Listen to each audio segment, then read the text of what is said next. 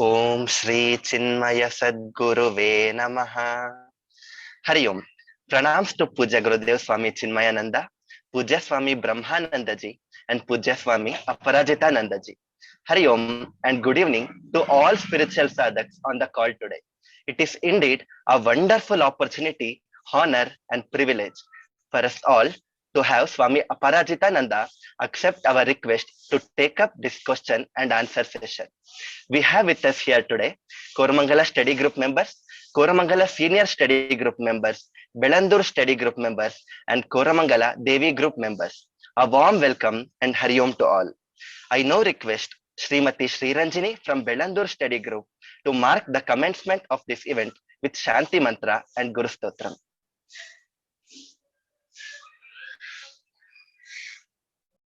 ॐ सहना भवतु सहनौ भुनक्तु सह वीर्यं करवावहै तेजस्विनावधीतमस्तु मा विद्विषावहै ॐ शान्ति शान्ति शान्तिः। अखण्डमण्डलाकारं व्याप्तं येन चराचरं तत्पदं दर्शितं येन तस्मै श्रीगुरवे नमः। अज्ञानतिमिरान्धस्य ज्ञानाञ्जनशलाकया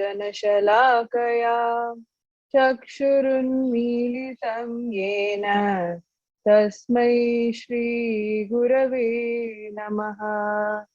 गुरुर्ब्रह्मा गुरुर्विष्णुः गुरुर्देवो महेश्वरः गुरुरेव परं ब्रह्म तस्मै श्रीगुरवे नमः। स्थावरं जङ्गमं व्याप्तं यत्किञ्चित् सचराचरं तत्पदं दर्शितं येन तस्मै श्रीगुरवे नमः।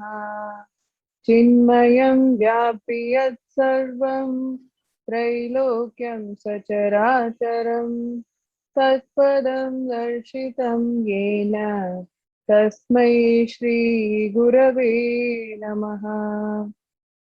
त्वमेव माता च पिता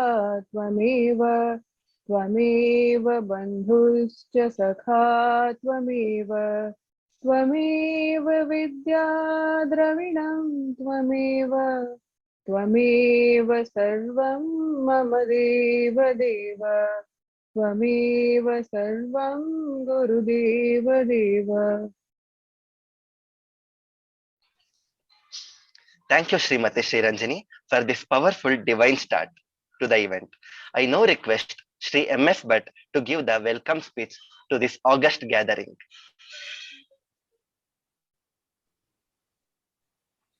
Hari Om. I hope it is audible. Okay.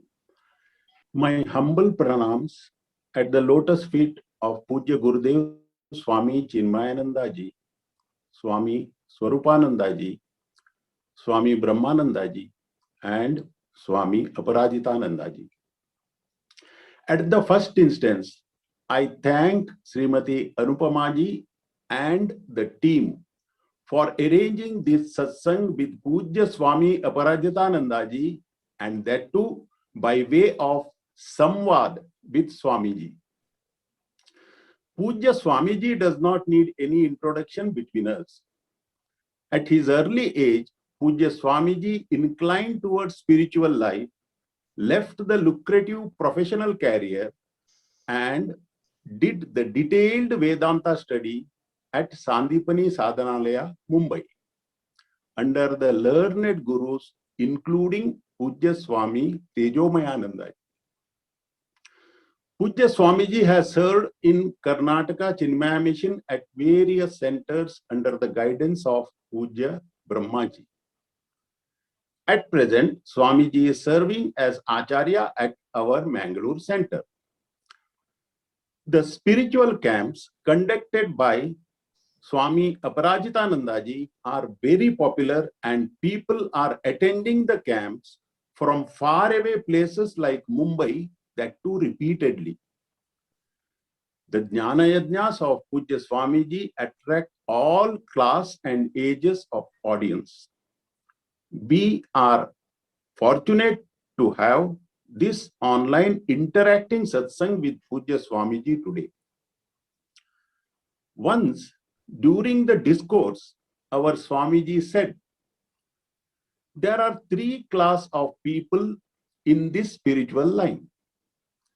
The ignorant one, the learners or sadhakas, and finally, the wise people or the jnanis. Normally, the questions will come from the learners or the sadhakas, and the other two categories, that is the ignorant people and jnanis, do not have any questions on spirituality.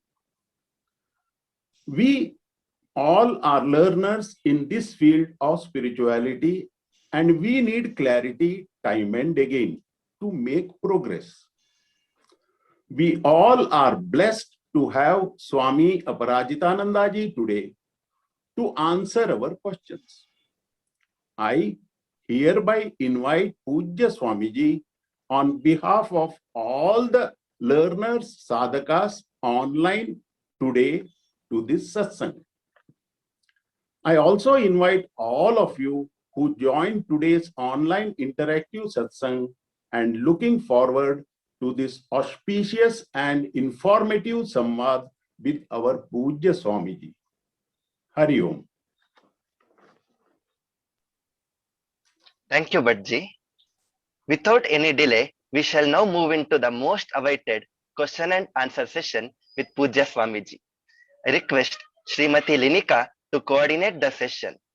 Over to you, Amma. My prostrations to Swami Aparajitanandaji, my pranams to the senior members, and Hari Om, everybody. I think we've been all waiting for this question and answer session, and I'm hoping to see all the questions answered today. Just a few rules. I have shared the flow chart. I have broadly put the questions under broad heads. And Swamiji, there are about 19 questions so far. And of course, more may appear in the chat as we go along. But this is just to give you the heads up. Sometimes I feel if the questions are from the same topic, so we will request, sometimes there are two questions under one topic. So we'll request them to say the question one after the other, and I leave it to your discretion to answer it together or to take them separately. So I think we should start for what we have come for. The Karthik will unmute those.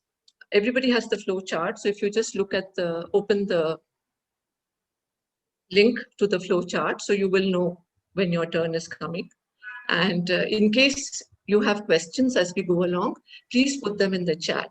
There is also a raise hand icon, where your image is coming. In case you have a question, somebody will keep an eye and you'll get your turn to ask a question in case you have one. So the first question is on having a guru. Please unmute Archana, which will be followed by Gopal. There are two questions for this round. Archana, please go ahead. Yeah, Hari Om, Swami Aparajitanandaji. My question is personal guidance from a guru necessary? The context I just wanted to set for this is, many families are associated with mutts, but they may not be personally associated with a guru of that mutt. But they do follow the practices, and then they gain scriptural knowledge from classes, discourses, and these days, a lot of online videos also. But that is basically Siksha at a non-personal level without engaging directly with the guru. So my question is, when is a guru required for personal guidance? Is it at the stage where the devotee is ready for Diksha or any other? Thank you. Hari Yes. Om. Am I Swamiji, there's- audible? Yes. Very- Amma, if personal guru is needed, if a physical guru is needed, it will come to you. You don't have to worry. This world is a beautiful world. As Pujya Gurudev used to say, it's a cosmos, it's not a chaos. So if you need a physical guru, Lord knows it before you know it. So therefore, if you need it, he or she will just come to you. You don't have to worry. So what we have to do from our side is, we are ignorant ones. We cannot choose guru or chase guru. It is not possible. We really don't know what we want. Everything is dark. We really don't know where we are in the ladder of evolution. We don't know anything about ourselves. We don't know anything about our vasanas, our samskaras, our needs, our wants. We don't know anything. So therefore, to expect us to choose a guru is not possible. So therefore, the Lord who has sent us to this world, in this environment to fulfill our vasanas, fulfill and exhaust our vasanas, that very same Lord will provide guru for us if we need it. Otherwise, all these videos, the books and the discussions, etc., they are more than enough. Don't we feel very much guided by these books, the resources, whatever we have? Don't we feel that we are guided? Don't we feel that very many questions have been answered through these books and the videos, etc.? So it means that only that much is enough for the time being. If at all a personal guru is needed, then Bhagavan himself will supply us. So let us not worry about this guru at all. Have I answered your question, Amma? Yes, thank you very much. Okay. I think Gopal has a similar question. Gopal, will you go ahead and ask yours? Yes.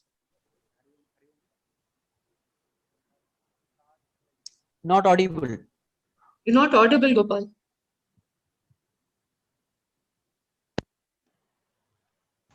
Can you hear me, Swami?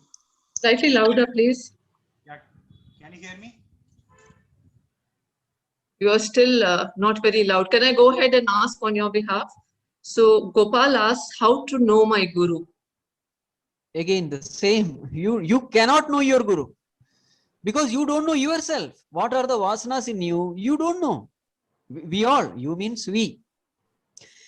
Deep down, there are so many vasanas which we don't know. So therefore, that Lord alone can decide who has to be our guru, if at all we need him personally. Let us not worry about it. Let us only make use of the opportunities available to us in order to learn, in order to evolve. Let us make use of the opportunity. If needed, he will provide the physical guru. If needed. So question 3 is from Sri Vidya. There are two similar questions. So first Sri Vidya and then Vidya Shri. Strangely, both of them have similar questions with similar names. Yeah. Please go ahead. Sri Vidya. Hari Om all, Hari Om Swamiji. My question is, when we believe we are all the, I hope you all can hear me. Yes. When we are all the eternal consciousness, we believe we are the Brahman, we are a part of the whole, and like there is no duality. Then my question is, who made this Leela? Why the need for this Leela when there is no duality? Why creation? Why this unending cycles of karma, birth, death? We are the part of the Brahman, right? So we are him or her. So how did this whole Leela come? And why this Leela come? Once again, Amma, question once again. I hope I'm able to express this better. So we are when we are learning, we believe that there is no duality. We are Brahman. Brahman is us. It's all singular. It's all one. But still, once there is human, There is projection of mind, there is karmic cycle, there is birth, there is death. How was this whole thing created? Why was this Leela created? This question you will get the answer once you know yourself. Meaning, when you know yourself, the questioner disappears and therefore the questions also disappear. This question appeared to be a very logical question, but remember, this question has no base because the questioner has no base. For example, in the dream you are having breakfast, and then I ask you this question, yesterday what did you have for breakfast? In the dream. And you are thinking, because this question appeared to be very logical, because now you are having breakfast, so yesterday you must have had breakfast.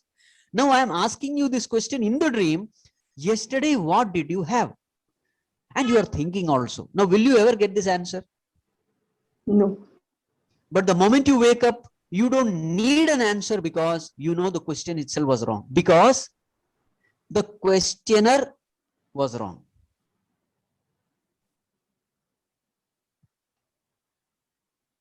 Did I answer? So whenever such a question was put forth in front of Mahatmas like Ramana Maharshi, etc., they never answered this question. They just asked, who is asking this question? You don't have to find an answer to this question. You just have to find who is asking this question, because the questioner himself is an illusion. How can an illusory questioner have a perfect answer for his question? I kind of got it, Swamiji. Yes. Thank you. Next question is by Vidya. Vidya, please go ahead and ask. Somebody had a similar question, no?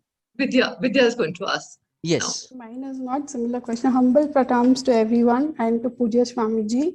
Swamiji, my question is, if Jivatma and Paramatma are identical or same, then who or what gets liberation? And having a desire to liberation itself is a contradictory to the teaching of having no desires. Your question one is, who is, once again that question, let us focus on the first one. If Jivatma and Paramatma are same. Yeah, if Jivatma and Paramatma are same, then who or what attains the liberation?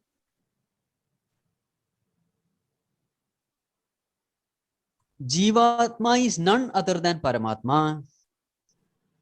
What is the definition of Paramatma? Consciousness, pure consciousness. What is the definition of Jivatma?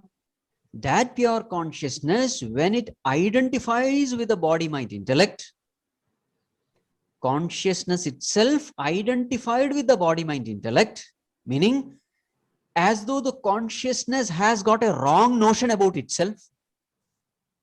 Consciousness with wrong notion is called Jivatma. So what is happening in this knowledge process is, this wrong notion gets, get rid of through right knowledge. So what happens through this Vedantic knowledge? Your wrong notion goes away. So now what was your question? If Jivatma and Paramatma are identical or same, then who or what attains liberation? The concept of liberation itself is an illusion, because there is nothing called Jivatma. It's a wrong notion, born out of wrong notion.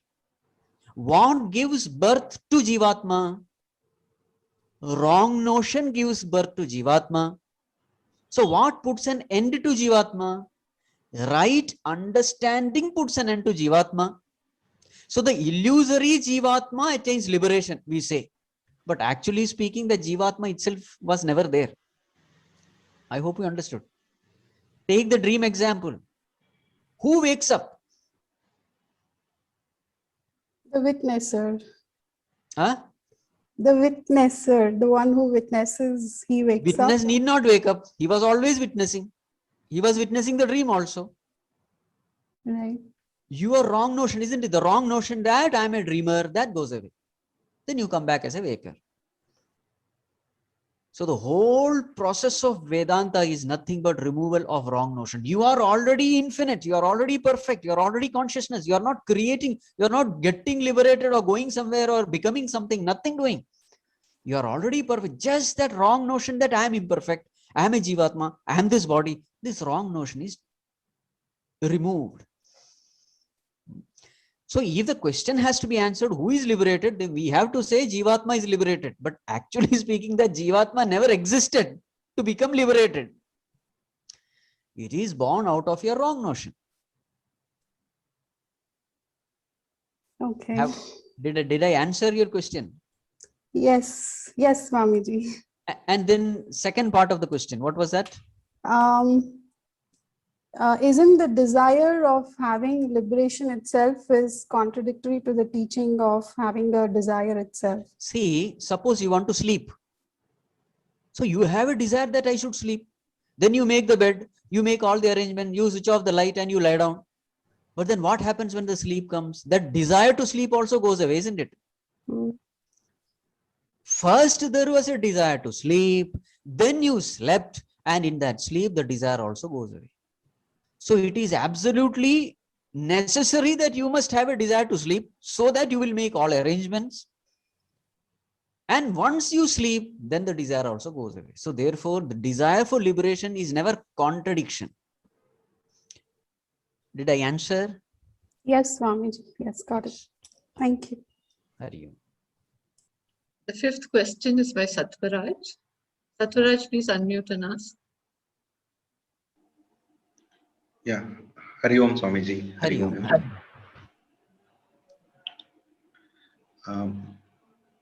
My question is, who addresses the deep sleep when mind is sleeping? Who? Who addresses the deep sleep when mind is sleeping? Addresses means? When I'm deep sleep and when I woke up, at that time, I know that my mind was sleeping. Then when I woke up, I'm also telling that, wow, I slept well. So, who is addressing that one? Because I'm telling that my mind is sleeping. There was an experiencer even when you are in deep sleep.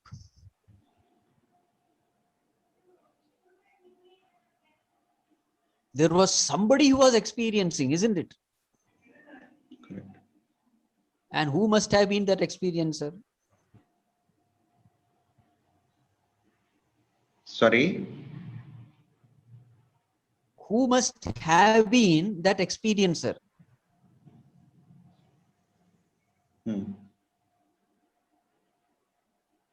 The ego slept. The ego was absent. Correct. The individual self was absent, but the supreme self was there. The supreme self which experienced the absence of the individual self was there.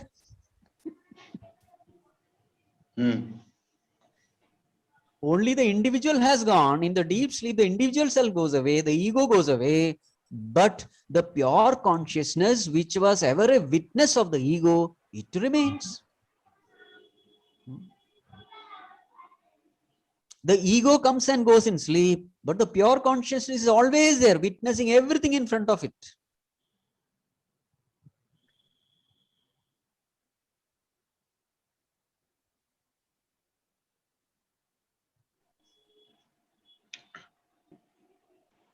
We are.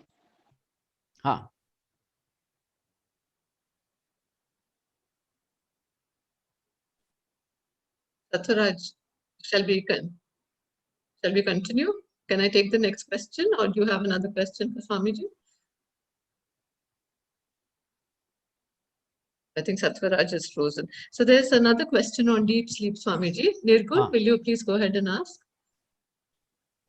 Yeah, sure. Hari Om Swamiji. Hari Om. My question is whether we create good karma or bad karma in deep sleep also.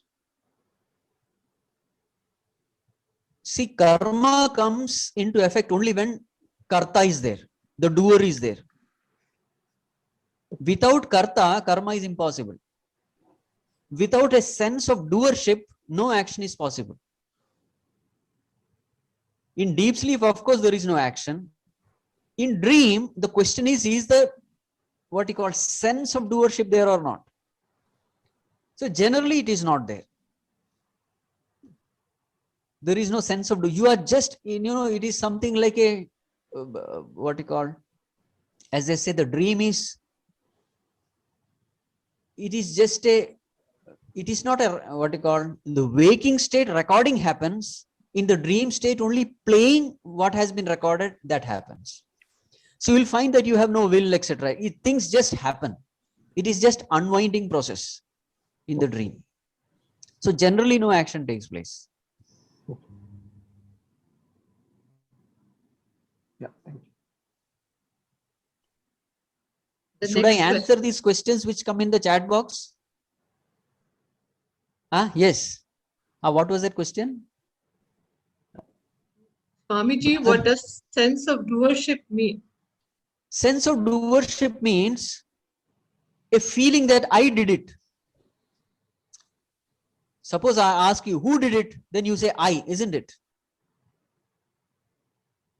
I did it. I did not do it. He did it. So when suppose you have written a letter, then I say, who wrote this thing in the chat box? Then suddenly what the feeling comes? I wrote. Whenever you say I wrote, that is because of the sense of doership. Doership means I did it feeling. The feeling of I did it is called doership.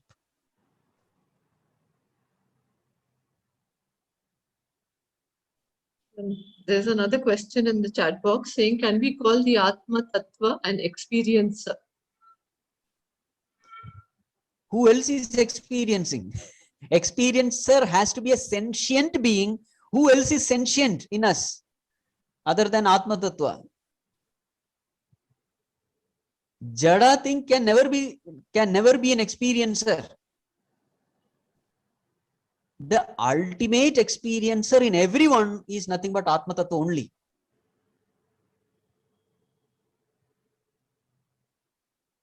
A sentient entity alone can be an experiencer. An inert thing can never be an experiencer.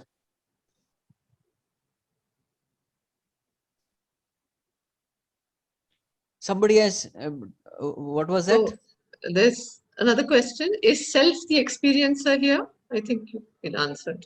In all of us, the experiencer is self alone. The ultimate experiencer. Remember, there are two types of experiencers. One is a relative experiencer. The other is the absolute experiencer. Relative experiencer is the ego in us, the Jivatma in us, the individual self. That's a relative experiencer, which we all know. But there is an ultimate experiencer who is pure consciousness. When consciousness identified with the body, mind, intellect experiences, then we say it is a relative experiencer. I did it, I saw. So this individual self we are mentioning. But ultimately there is an experiencer. There is an ultimate witness to everything that is being experienced. So that witness is witnessing the experiencing.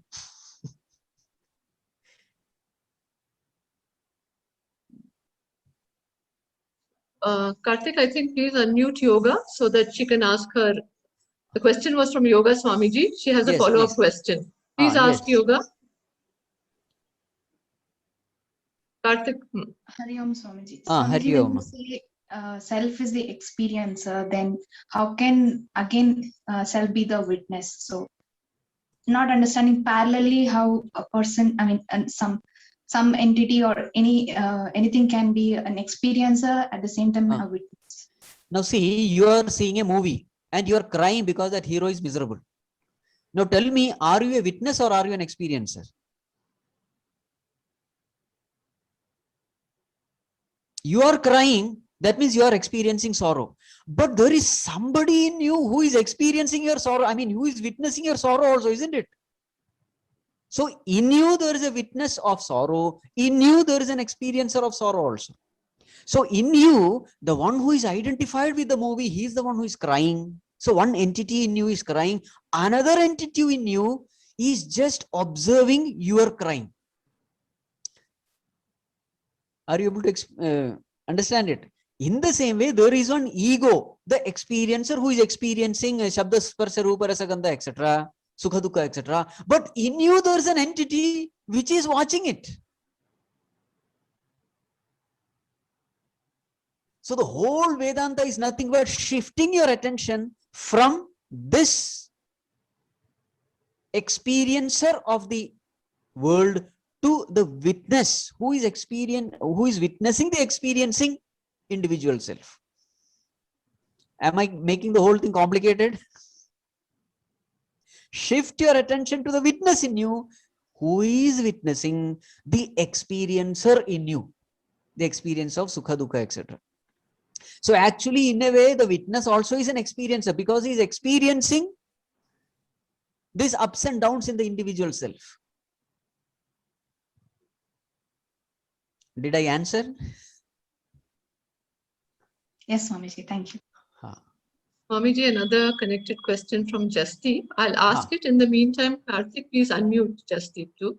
So Jasdeep says, then Atma Tattva will become a Karta and then Bhokta. How do we resolve this? Now see, again come back to this film theater example. When you are crying, are you a Karta Bhokta?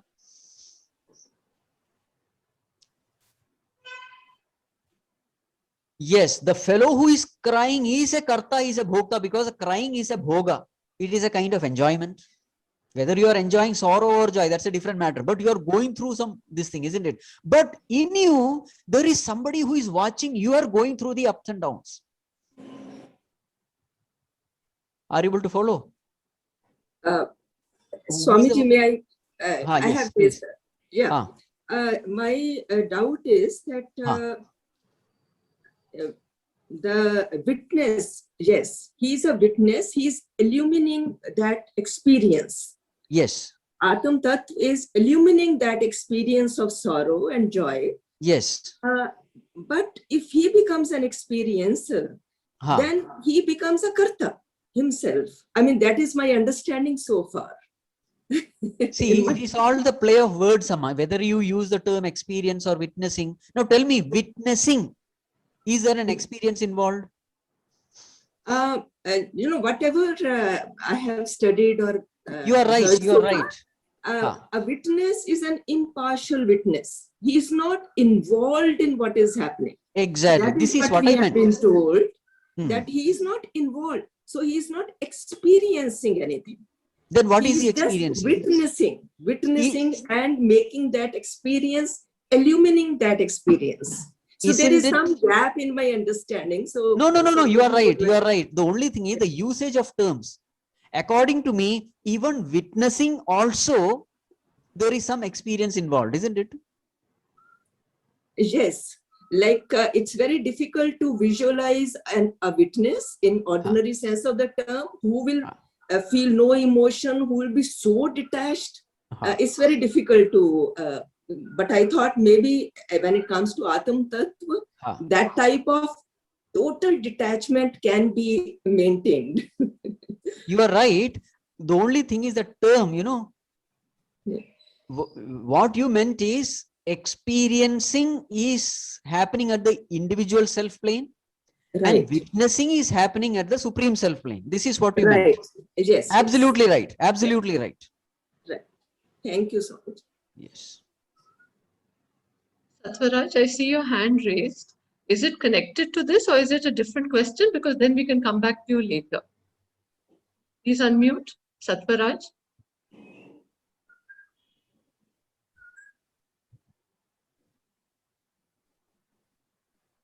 I think we can move on. Okay. So I think the 7th question is from Sri Ranjani. On to another topic now. Sri Ranjani, please go ahead and ask. Hari Om, Swamiji. My question is regarding the current ashram that I am in, Grihastha ashram. So what we have already always learned is the truth. The ultimate truth has to be experienced. It's an experiential, Yes, yes.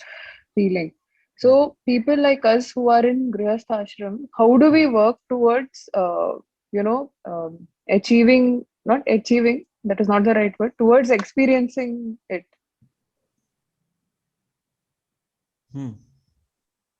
Towards how to do sadhana. Correct. So mostly we have seen, people who have left their Grihastha Ashram or who have moved to 100% doing sadhana and dedicated themselves towards 100% to spirituality. Only they are probably, their stories are told as they have experienced the truth.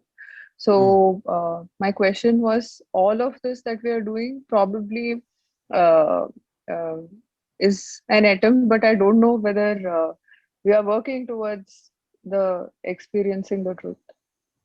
See, again coming back to film theater example.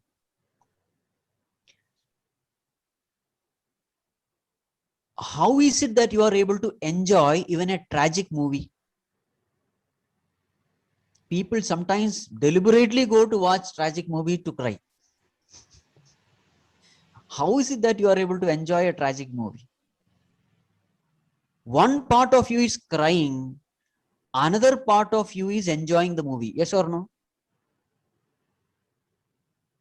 You are able to enjoy the movie because you know that whatever tragedies are happening there, it is not happening to me. I am a witness and I have nothing to do with the movie. That is why you are able to enjoy. Yes or no? Suppose you are told that whatever is going to happen in the movie will happen to you in real life. Will then anyone dare to go there? Never, isn't it? You are able to enjoy the movie because you know that this film happening has nothing to do with you. Isn't it? So you have two knowledge. One part of the mind is allowing itself to identify with the ups and downs of the movie, and you are going through the ups and downs of the movie. One part of the mind. Another part of the mind is strongly holding on to the reality that you are a witness, you have nothing to do with it. Therefore, you are able to enjoy the movie. Yes or no? Another example. You are supposed to play a particular role in a drama. And suppose in that role, you are supposed to receive the bullets and die. Will you feel any kind of fear to play that role? No, because you know that you are not the role. Isn't it? You will beautifully die with all kinds of emotions on your face. You will beautifully die. Like that serial, some old serial was there, Paramveer Chakra serial. They beautifully died, receiving thousands of bullets. Why? Because they know that this role is different from the real me. Isn't it? Yes. So what does spirituality do? It gives you this great knowledge that you are not the role which you play in this world. You have to play the role of a mother. You have to play the role of a daughter. You will have to play the role of a wife. What is Vedanta saying? Vedanta says that you are not this role. You are somebody witnessing this role. So the whole of Vedanta is not running away from the world and becoming a sannyasi. Are you able to understand? No, this is a tremendous strength. Just imagine that knowledge, the person who has to act a particular role in a drama, this knowledge he has that I am not the role which I am playing. Therefore, he is ready to play any role. He is ready to play the role of a beggar. He is ready to play the role of a king. Whatever the role is, he is ready to play because he knows that the role is not me. Isn't it? And this knowledge makes him play his role beautifully well.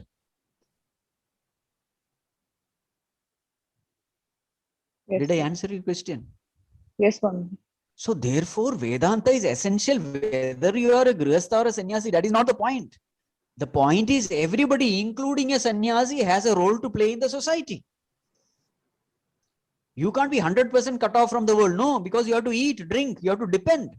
Everybody, some way or the other, dependent on the society. Answers my question, sir. Yes. Hari Om. Hari Om. So Archana also has a question on Grihasthashram. Archana, please ask. Parth. Hari Om, Swamiji. Hari Om. In Grihastha ashram, like as a mother, how can one be selfless in, like there is always some selfishness with respect to how your child, does. So you're very much invested in their progress. So that is sort of, it is not a selfless work that you're doing. So we know that we are supposed to be detached and we should follow selflessness and dedicate our actions to God as part of Karma Yoga. But then there is always with your family, you want for your family, your children, your spouse. So there is always that your attachment there. How can, as a householder, how can we move away in a responsible manner, not being like a negligent? Otherwise, we get labeled as a negligent parent if we don't invest ourselves personally in it. So can we do it in Grihastha, or should we slowly move towards that as part of Vanaprastha or Sannyasa?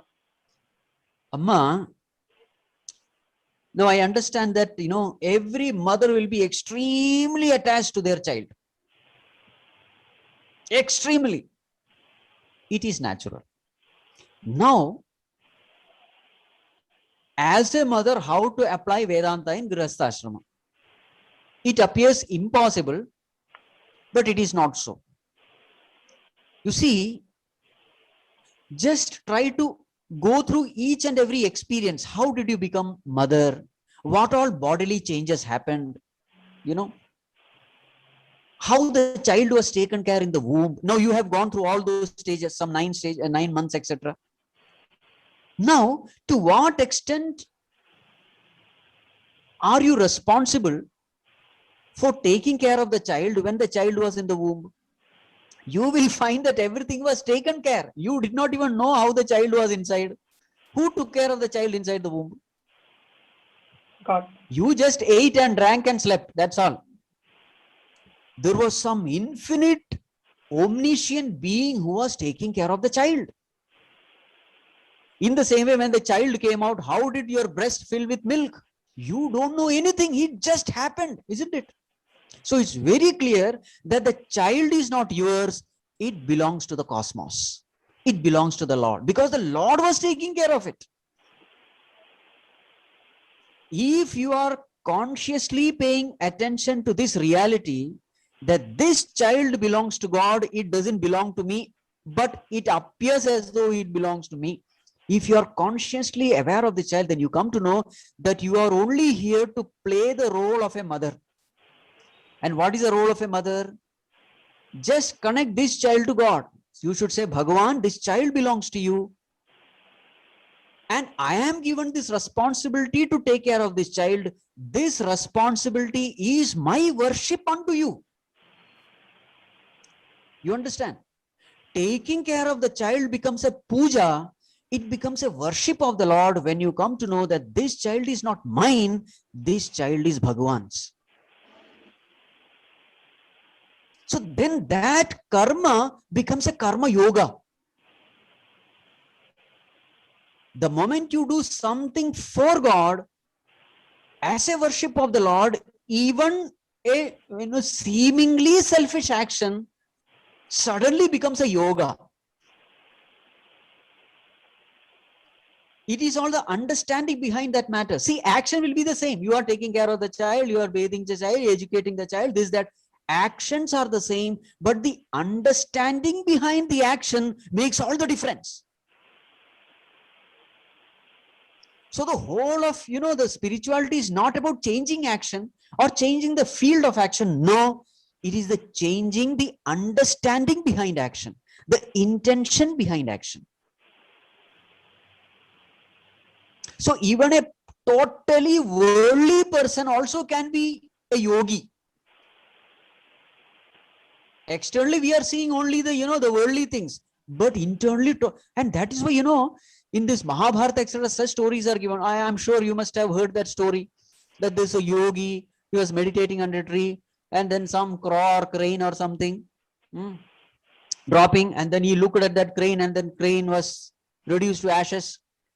Then he went to this village. There, then he said, Bhavati Bhikshandehi. So one lady, she came late. This yogi became, the ascetic became very angry. Then this lady said, I am not that crane whom you burnt in the forest. Do you know that story? It comes in Mahabharata, story of Kaushika.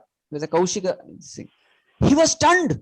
How did this lady in this, serving her husband or something, she know what happened in the deep forest?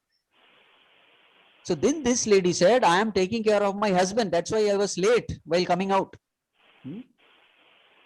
So see, these such stories are there. What does it mean?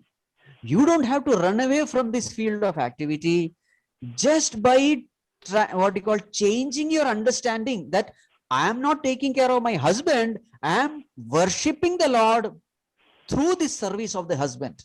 I am worshipping the Lord by taking care of this child. If this understanding is again and again brought into your mind, then you will find that even in remaining in Grihastha Ashrama, you can attain everything which the great yogis have attained, including realization. Did I answer your question, Amma? Yes, thank you so much. Next question is by Yoga. Hari Om Swamiji. Hari Om. Swamiji, could you please explain world is a projection of the mind? World is a projection of the mind.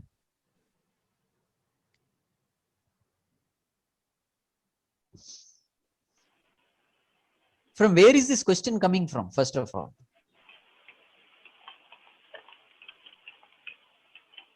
What is the context? In Tattva Bodha, when we were discussing, we were talking on the concept of Maya, and when we are talking in terms of what is projected from my mind is totally different from the world I see is different from the other person. Everything is an illusion when we say. In that context, when we say world is a projection of mind, what does that mean? So wanted to know.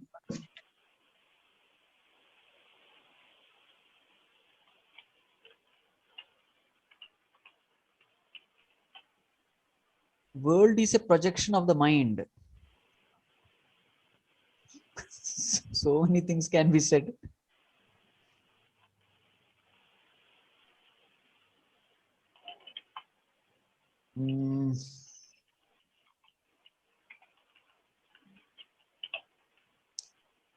I can say the world is colored by mind. Is it okay? Can you give an example? Swamiji, when we say Maya, then the concept of when we say the world is a projection, in that sense, at least, maybe it can. See, okay. The dream world is a projection of the dream mind. Do you accept? Do you accept? Yes. How did the dream world come into being? In the dream, you will never understand this. In the dream, you will see a world and you are going through the transactions in the world. But then, what created the dream world? Your experiences in the waking world gathered certain impressions. These impressions in turn projected the dream world. Do you accept?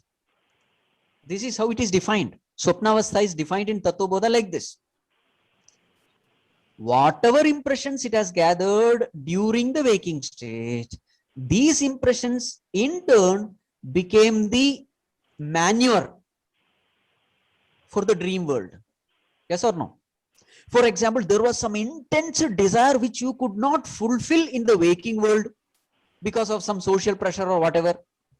Some desire you could not fulfill in the waking world. So the mind creates a world so that you can fulfill that desire in the dream world. So that some unwinding happens, so that stress is released, that suppression is released from the mind. This is the whole mechanism of the dream world. So remember, the dream world has something to do with the impressions gathered in the waking world. So if dream world has come because of the impressions gathered in the waking mind, so then naturally we have to say the waking world also has been created because of what? Because of the impressions created in the Sukshma Sharira. It is not an accident. So there is a deep connection between the impressions gathered in the mind and the world which it is exposed to. So finally what happens in a Mahatma? In a Mahatma, all those impressions are gone. All the vasanas are exhausted. There are no more desires. So naturally the world also disappears. So world is there because vasanas are there. And vasanas are there in the Sukshma Sharira or mind. In simple terms, mind. So the whole world is nothing but the projection of our mind only. You have to just analyze the dream state in order to understand the waking state. Swamiji, does that mean that once we lose the duality, we don't see the world? What does the world mean here when you say world is a projection? Okay, see, where do you experience the world? In the mind? Yes. In the mind? Yeah. No mind, no world. Do you agree with this? In deep sleep, there is no mind, so there is no world also. So therefore, the world depends on the mind for its existence. World is not an independent reality. It depends on the mind for its existence.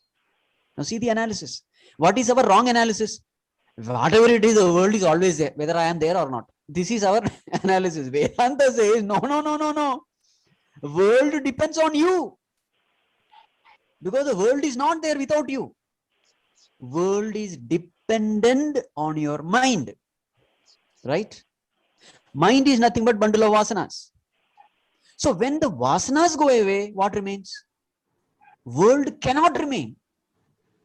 What remains is only pure consciousness.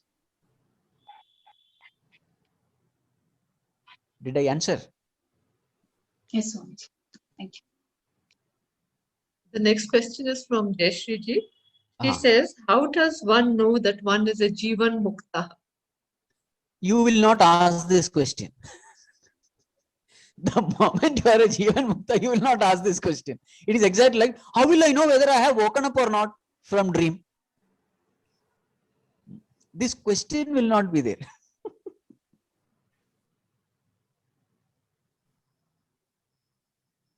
The next question is from Bhatji. Will you please unmute him? Yeah. Hari Om, Swamiji. Hari Om. Swamiji, I just want to ask, can you suggest some thought or a mantra to be remembered in this difficult time now? We are all going through a difficult phase of our life. So a specific thought or a mantra to be kept in our, to be always remembered, to quieten the mind. Aham Brahmasmi. Tattvamasi. No, Prajnanam Brahma, Aham Brahmasmi, Tattvamasi, Ayam Atma Brahma, that is all at the highest level. But again and again, of course, we have to practice. I understand what you say, Swamiji. It's all, understanding is there. But the present scenario, time and again, so many things which are coming. But only this is, of course, other than that. I understand your question. See, Soham is very difficult. Just keep on remembering this. I am not alone. God is with me. I am not alone. God is with me. Whatever he does, it is for our good. He can never be cruel because he is our father and mother. What is the proof? Pitahamasya jagato matada. Just like a father and mother can never be cruel to the child, God can never be cruel to his creation. because we are all his children.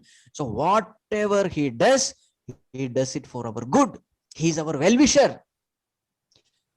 I may not understand why this COVID, etc. has come. I may not understand. My buddhi is very limited. But I know one thing, he does it for our good. So God is with me. Whatever he does it for our good. I may not understand it now, but I know he does it for our good. If you just keep repeating this, you will be amazed. In 5 minutes, you will be cheerful. Your job is be cheerful. Your job is be peaceful.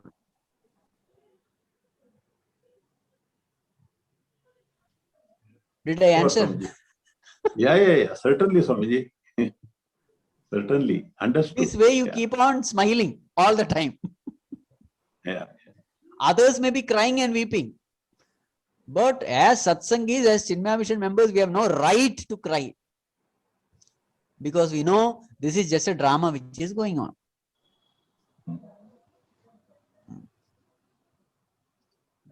Thank you very much, Swamiji. Thank you. The 12th question is from Balaji. Is Sneha here? Sneha will ask on his behalf. Balaji is also there. Balaji doesn't want to ask. Okay. Is Sneha there? Otherwise, should I go ahead and ask? It's a little long, Swamiji, because he's giving the context. Knowledge. Okay, she's there. Please go ahead. Hari Om Guruji. Yes. The question is, knowledge occupies a very important place in our spiritual journey. Without knowledge, there is absolutely no chance of moving forward. The word knowledge is associated with Jnana Yoga. There is also a renunciation of fruits of action. This is also very important for the progress of the individual. This will totally eliminate anxiety and allow the mind with purity and peace. This is associated with Karma Yoga. In chapter 12, Bhagwan explains that Karma Phala Tyaga is superior to knowledge.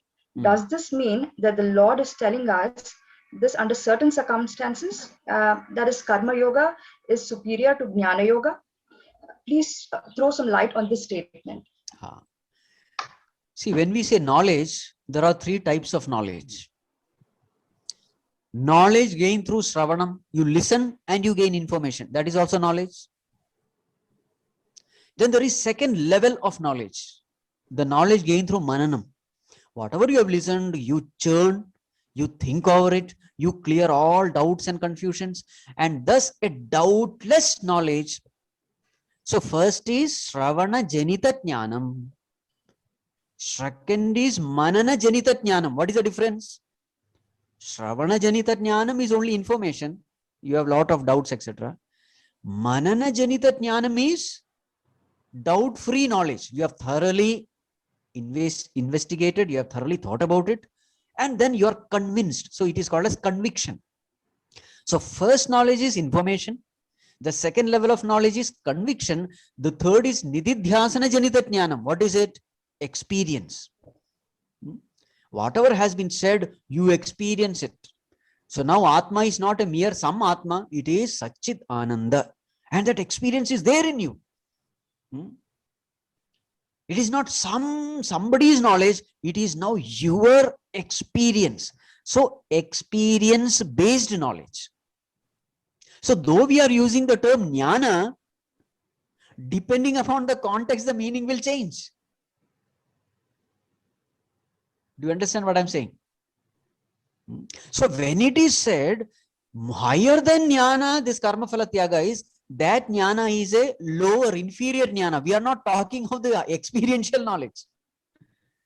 We are talking of the informative knowledge. Have I answered your question?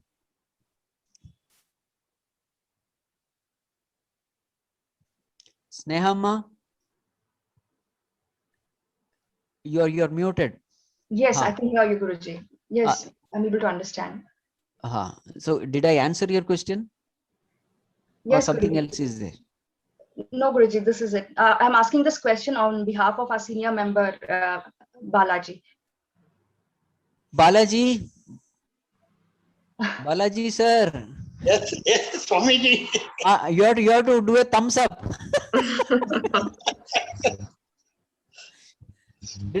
Answered. Question is answered? Yeah, very much. Very much. Yes. Moving on, the 13th question is from Jagannatha Gupta ji. Please unmute him. Hari Om Swamiji. My Hari question Om. is, what are the various aspects we observe in maintaining equanimity by the spiritual seeker in his path of attaining his goal? What I have understood already is, Hari Om, this Brahman is same Brahman with me and all the living beings, including human beings, various animals, creatures, and also plants and trees. Any other aspect, there we have to see everything as equal. We have to, the same Brahman residing on all these aspects, we have to treat them as equal, like me. Any other aspects other than this is to maintain the equanimity other than these aspects.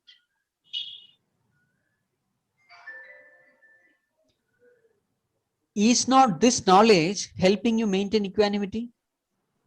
That is there. Other than this, any other things are there that I wanted to. How can there be other than something other than Vedantic knowledge? Thank you, Swami.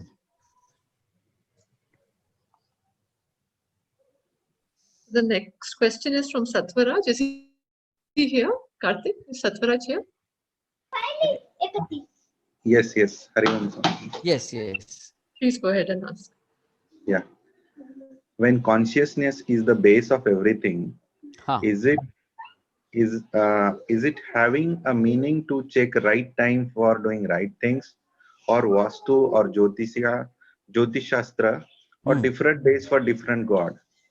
When consciousness is the base of everything, so is it having a meaning to check all the things? Which Not necessary. You just remember God and you can do anything at any time.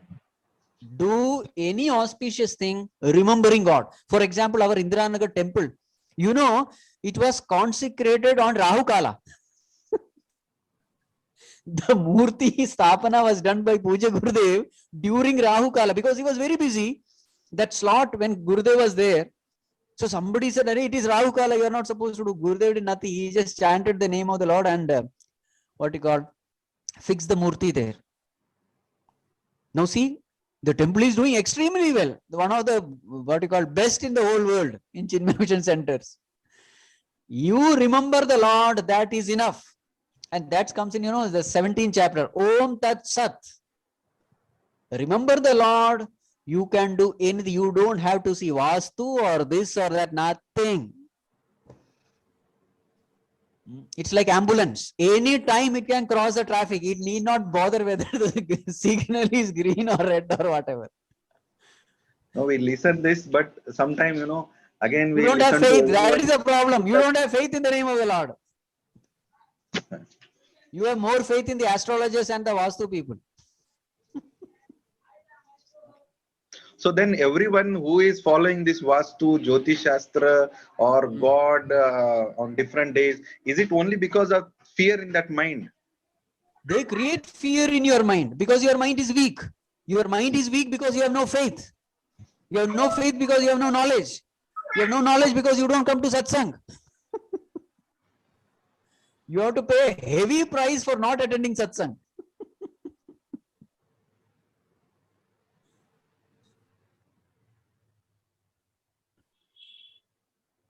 No, I was just doing some home renovation. So everyone came to my house and they were telling. So I just got a question why I'm listening to all this, and because when consciousness is based, so why should I follow this all? That's what I got this. Is it really? See, Baba, once the home is done, every time the name of the Lord, let all family members come together. At least 15-20 minutes, let them all chant, then see what happens. There will be peace, harmony, prosperity, everything will be there. Bhagavan says, Machitta sarva durgani mat prasadat tarishyasi. Bhagavan says, you just fix your mind in me and all your problems are solved. This is the promise of the Lord. Name bhakta pranishyati is the promise of the Lord. Isn't it? How can some inauspicious thing happen where Bhagavan's name is chanted? Impossible.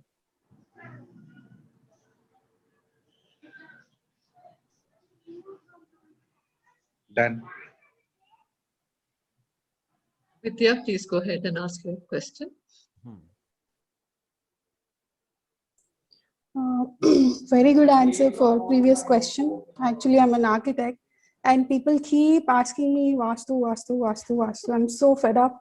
I can't tell them from, Vedantic point of view. But yes, I myself, enlightened with this answer. And now my question to Swamiji is, as per Advaita Vedanta, there is no duality. Then why is Kula or Gotra so glorified in Hinduism?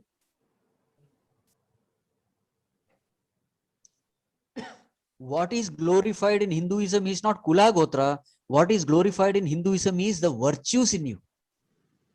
Just because you are born in a great Kula and Gotra doesn't mean that you are great.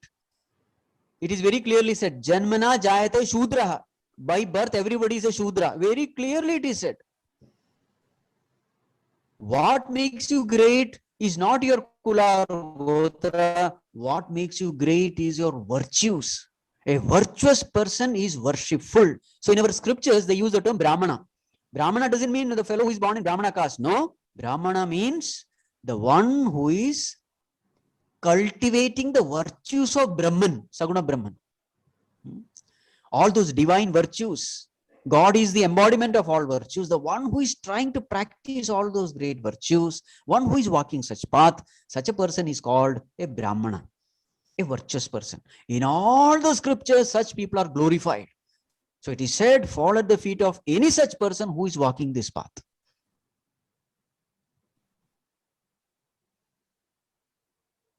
Have I answered your question, Amma? Yes, Swamiji. Thank you so much. So another similar question, Swamiji, from Bindu. She asks, it is told in some areas that women should not chant Rudram, Chamakam, etc. How valid are these exclusions? Amma, in our Chinmaya mission, ladies chant better than gents. They have so much of Shraddha Bhakti. So in Chinmaya mission, we don't follow any of these things. According to Gurudev, there is nothing called, man, woman. It's all mental thing. What is woman? Woman is nothing but that mind set. So it is not the physical body which determines who is a man or a woman. This is the Chinmaya mission's way of looking at things. There are in all our centers, ladies, they chant, all kinds of suktas and mantras and all that. So those people who say, no, woman should not chant, you should ask this question to them. And till now, I have never seen any woman, becoming some bad thing happening because they have chanted Rudram. Never. I have never seen any one single case where because you chanted Rudram, something happened to you. I have never seen. In fact, only good things have happened to them.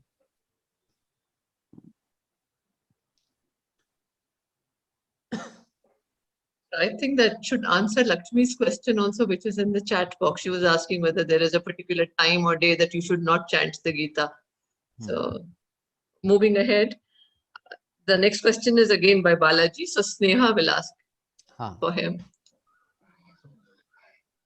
Yeah, the question here is, the word bliss is very significant and occupies the highest position in the spiritual sadhana. The simple understanding of bliss is Ananda. With my little spiritual knowledge, it is very difficult to understand and digest this word in two different situations. The first situation is, deep sleep state is considered to be bliss. Deep sleep, according to scriptures, it is full of tamasic, full of ignorance. There is absence of sorrow or happiness because the mind and five indriyas are totally disconnected, experiencing no experience in deep sleep. According to Gurudev, there is no iota of happiness in deep sleep in non-apprehension of reality, that is tamas, cannot yield any quota of positive sorrow, nor can it give an iota of happiness. Considering these factors, how should one understand deep sleep as bliss? Please enlighten us with this. And let me explain this second situation also. One has to transcend 5 koshas to reach Om. The 5th sheath is called bliss sheath. This sheath is connected with the physical body and experiences of happiness. That is Priya, Moda, and Pramoda. On the other hand, if this sheath is covered by real bliss, why should this be transcended? Please enlighten us why the word bliss is used in Panchakoshas. In the above two situation, what is the significance of using the word bliss? Let us come to first question. Deep sleep is a state where there is neither joy, neither sorrow. Consciousness identified with BMI is the ego. So in deep sleep, what happens? Remember, identification remains, only the mind is silenced.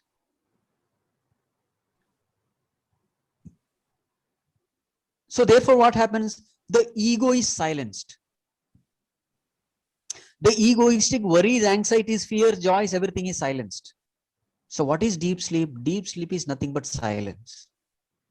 But remember, identification continues in its latent state, in its suspended state. Now when ego is silent, what remains? Consciousness remains. So without the knowledge of the ego, what remains is only, so we can say you are experiencing the bliss of the self unconsciously, not consciously.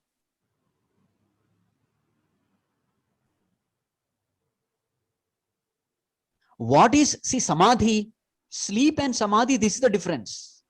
In sleep, you unconsciously experience the bliss. In samadhi, you consciously experience the bliss. There are two like 180 degree. In sleep, you are not there. In samadhi, you are there to experience. There is a conscious experience of bliss.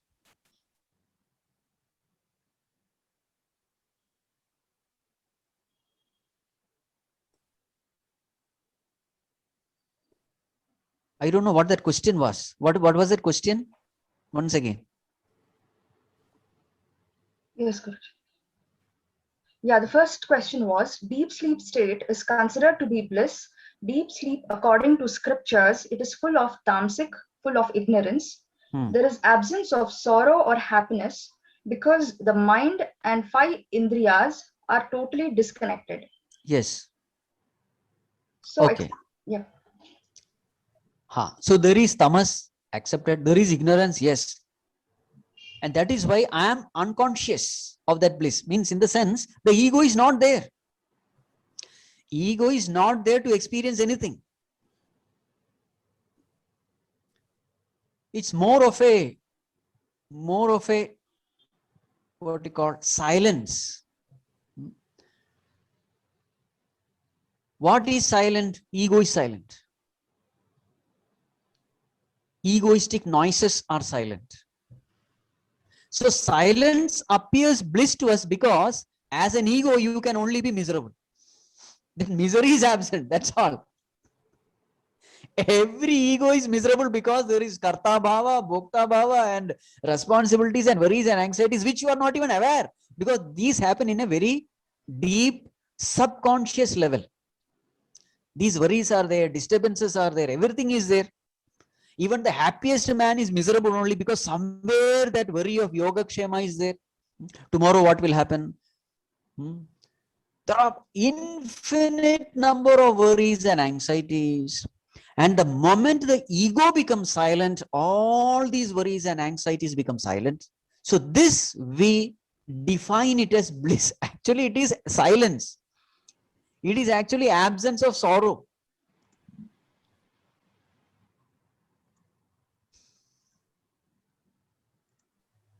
But samadhi is not like that. In samadhi, you are directly experiencing the bliss of the self because it is Ananda Swarup. Yes, Guruji.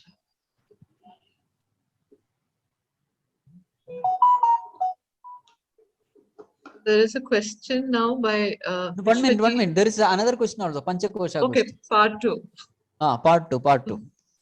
What is that? Why is it called bliss sheath?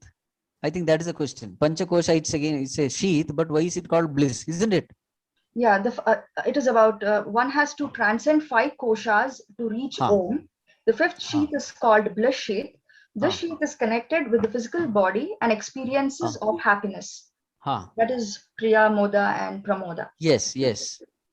On the other hand, if this sheath is covered by real bliss, why should this be transcended? Now see, please understand, why is it called in the first place sheath? Sheath means something which covers. Something which covers means what? It is not that some layer is there and something. No. It takes away your attention from the real bliss. That's why it is called sheath. Please understand this. Anything which distracts your attention from the real is called a sheath. Anything which takes away your attention from the real is called a sheath because it covers. So what does this Ananda Kosha do? Anandamaya Kosha.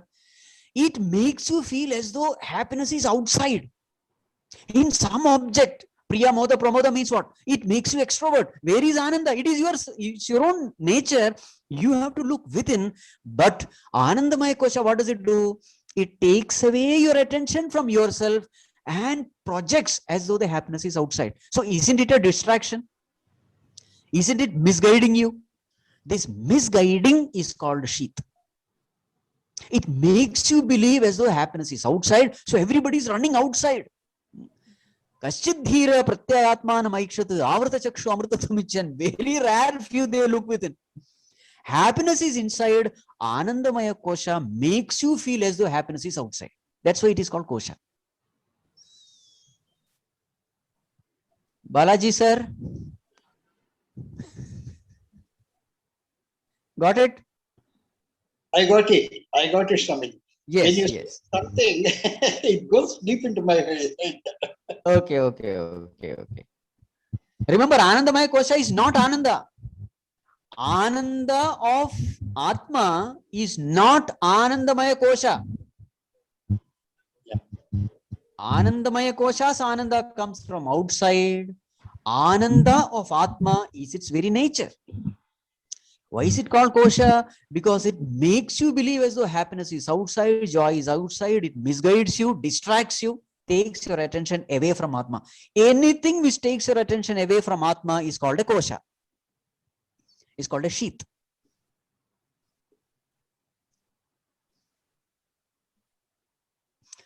Yes, next question.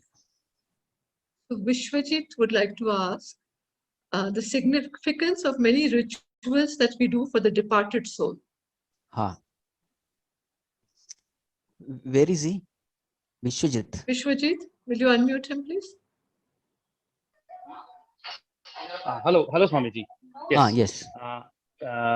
Pranam. So, see, there are a lot of rituals that we do as Hindus, and especially in the Brahmin community, there's a lot of things we do when somebody passes away, the 10-day, 13-day rituals. And it is said that if you don't do it, then the Pitrus will be unhappy. Or, your children may not do well, etc., etc.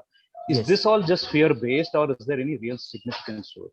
See, if you are unevolved, then it is the responsibility of the scriptures to create fear in you and do something good. Scriptures have two ways. If you are unevolved and if you are what you call immature to understand, then they will create fear so that you will be good in the society. But if you are mature enough, then they have a loving way to tell it. Two ways. It is exactly like, Arab countries, etc. I am told that no theft happens. Why? Because if somebody steals, their hands are chopped off. So they are not stealing because they are good people. They are not stealing because they are scared of the law. So you have to obey the law either because you are matured or because you fear the law. So scriptures have both the ways. So therefore, most of us are immature, unevolved, irresponsible, careless, mechanical. So therefore, scriptures will have to make you scared. They describe all kinds of hell. Some 24, 25 of them are there. Descriptions of what happens in our hell, etc. And these things work. Very many people are good only because they read this, this part, Garuda Purana or something it has. But suppose you are mature enough, then see, in our Panchamaha Yajnas, one Yajna is Pitru Yajna. What is Yajna? It is nothing but expression of our gratitude.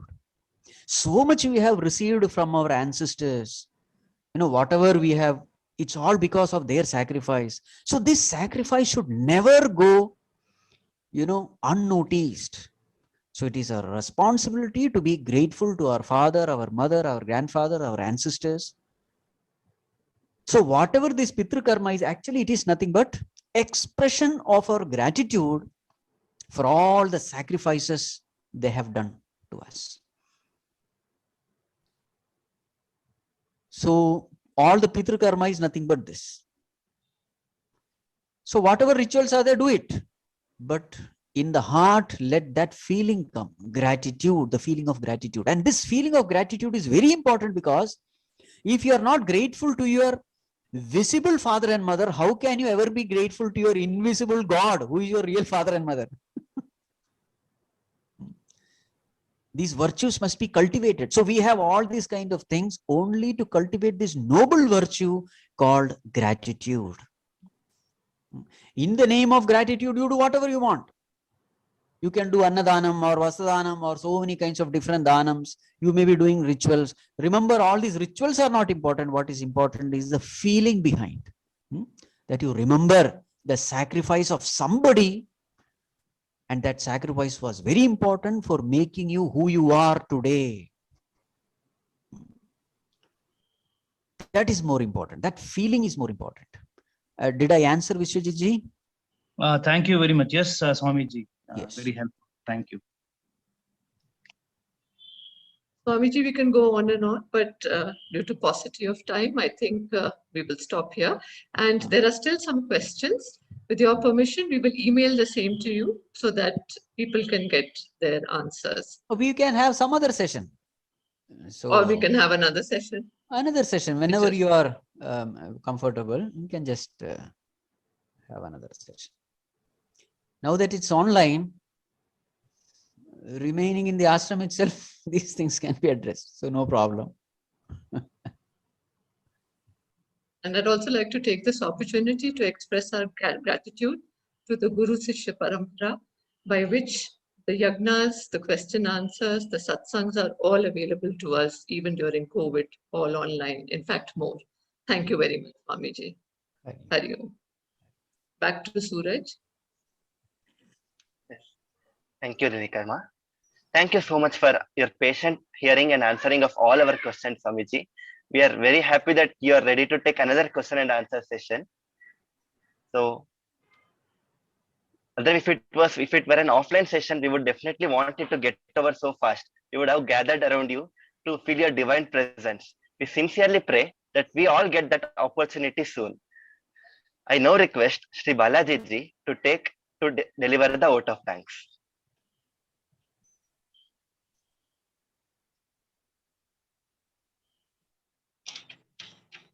Hari Om. My humble pranams at the lotus feet of Gurudev. My pranams to Brahmaji. My pranams to Swami Aparajitanandaji. My pranams to all of you. Today, we had a wonderful session of question and answer by Swamiji. The type interaction is very important. This type of interaction is very important and necessary. We all agree during earlier stage of our sadhana, a sadhaka undergoes lot of negative aspect and feel very uncomfortable with the subject. Today, the spiritual subject, to say few, the spiritual subject appear boring, understanding becomes difficult. The scriptures say just opposite to what we believe as true. Just one or two examples to mention that you think I am the body. but the scriptures say you are not the body. One more example to say that one feels the world is real, but the scriptures say the world is unreal. Under this situation, the progress of sadhana is very much limited. Unless doubts are cleared at every stage, progress will not take place. We are very fortunate to have Swamiji Aparajitanandaji, who explained and answered all the questions with a clear-cut message. Swamiji is very much known for hammering a nail directly on the head so that there is a deep penetration. Similarly, Swamiji drives the message with clear-cut information, giving lot of examples with full of clarity so that they will enter deep into our mind. I'm very sure after listening to Swamiji, we have at least moved one step higher position than what we were earlier. Thank you very much, Swamiji, for this wonderful session.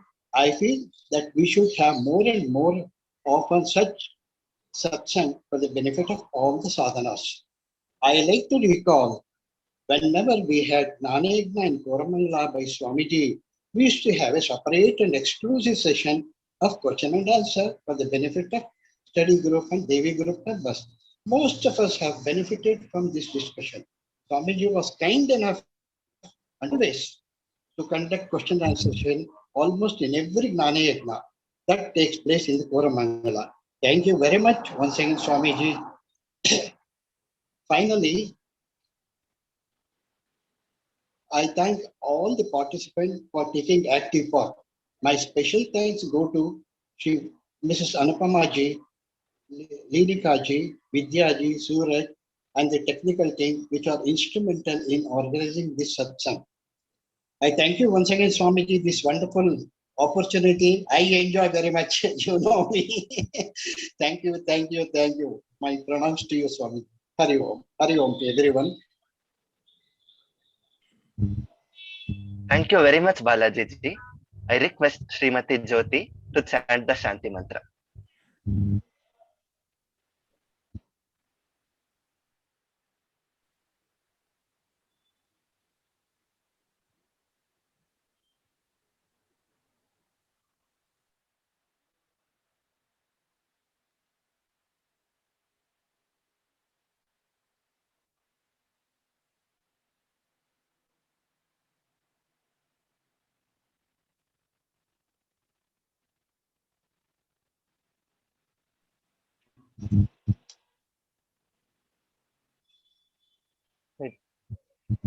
Om Sarve Bhavantu Sukhinah, Sarve Santu Niramayaha, Sarve Bhadrani Pashyantu, Ma Gasche Dukkha Bhag Bhavet.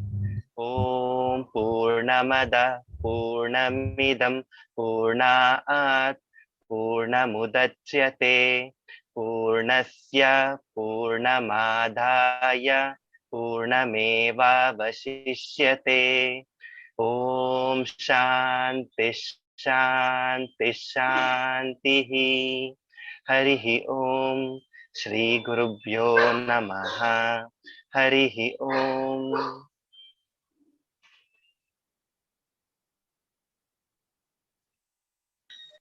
I think Karthik, you can unmute so that people whoever want to say thanks or whatever, they can say that to Swamiji. Swamiji, very nice. All of us, I'm sure lots of them got their questions answered. They've been waiting for this session. And we definitely, I think another month or two, let them collect questions again. After that, we definitely plan again, Swamiji, because nothing like you answering all their questions, definitely. Very nice session. Thank you very much. Thank you, Hari Om. Swamiji. Thank you, Swamiji. It is really a Hari very Om. nice Thank you very session. much, And after a you. long time, we had an interaction, and it is so pleasure to see you again. And as you said, we will certainly meet in, and our team here is very good with doing all these things. So we really like this.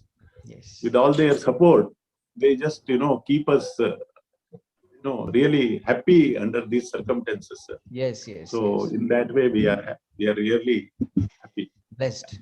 Thank you very much, Swamiji, again. Very nice. Hari. Thank you, Swamiji. Hari Om. Thank you so much, Swamiji. Thank you, Swamiji. Hari Om. Thank you so much, Swamiji. Thank you, Swamiji. Hari Om. Thank you, Swamiji.